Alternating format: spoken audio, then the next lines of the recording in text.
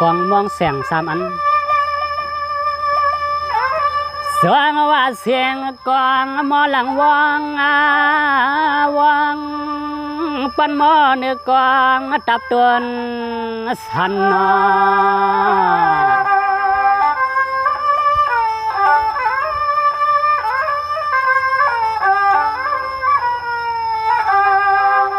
วันทุบอ่อนให้เสือจา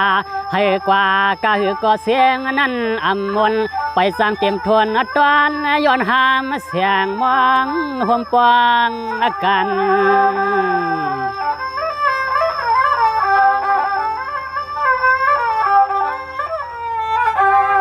อันตอนมองสมอไว้ในห้วย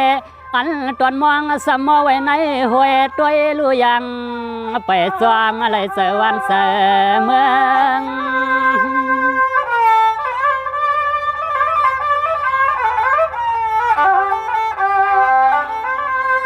ด้วยลูเสียงหลวงสัมปันอยู่กลางปังเหมือนละนางกองเสียงเลยมองในยังตึงมีไว้ยันก็ตีก็ตั้งกวบยังไปมาห่มเป็นเสริม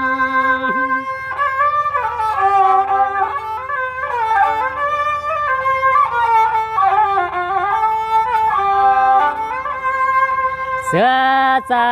เข้าปวันมีเมืองเตยังใครยินแทงเสียงลูกกวางลูกมองเสียงหมอหวนจอมากันเสียงเมื่อยามนั้นเยา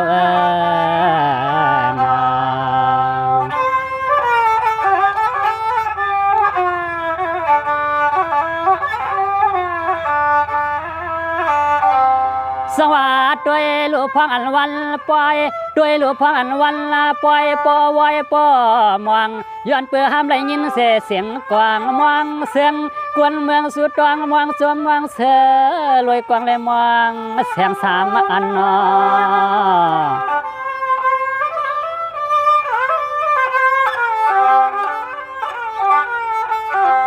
อันเฮือหันเฮือไผ่ก็ปอไข่แวนกาปาปัดลายไข่ลวกไข่จอกห่วงหม้อเสียนจอมลูกกวางมอง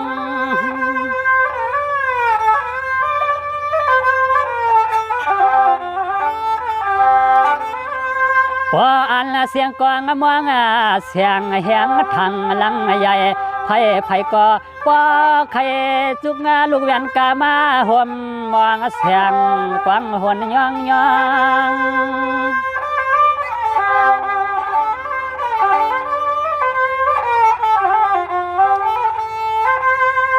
ปอว่ากวางแหลมวางทุบท้องหนแหงผู้กวนเตียนนางเวียงไปด้วยผู้กวยใครมาหยอบมากาจอม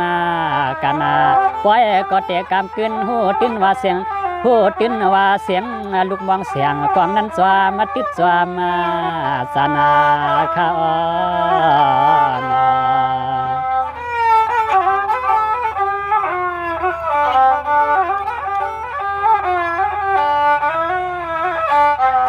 สวัสดีด้วยลูกปล่อยเปื่อนขึ้นห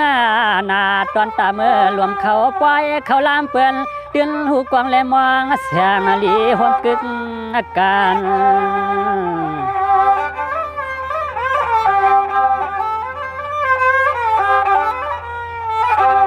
อนาตีกวางแลมองเสียงเมียวเปื่อนกินห่มเป็นเสริม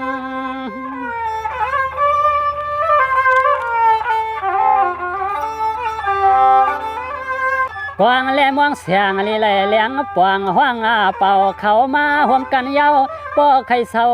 อยู่ทางสางกึกเมือง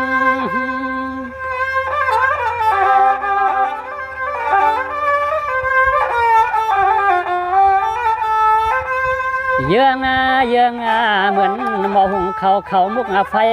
แล่ลำเสาไข่ไอเกียงห่มเอ็นห่มแหงเย้าสันเข้าในบ่อเฮาจวนเตจังสุกวานนั่นแน่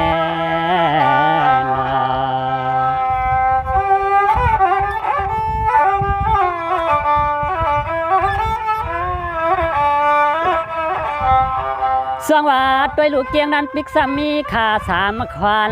ด้วยลูกเกียงนั้นเปียกสามีขา3 ควันย้อนเปอมีไว้เขียนโหอันเลียวป้อไหลมันเหนียวกึกลินพี่ไผตั้งลำตังไข่ไฟหุ่มวันขึ้นกดเดือนเมากวายรู้สักปานลง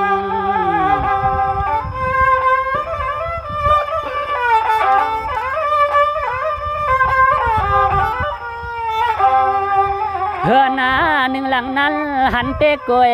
แหลมี1 ตัวมาสิก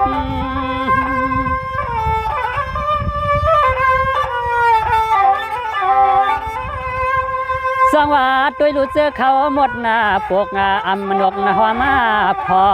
ต่อนางเตียนต่อแลแมงพึ่ง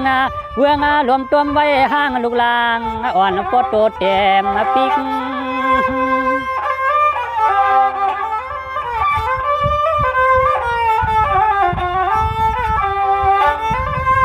สิกทอด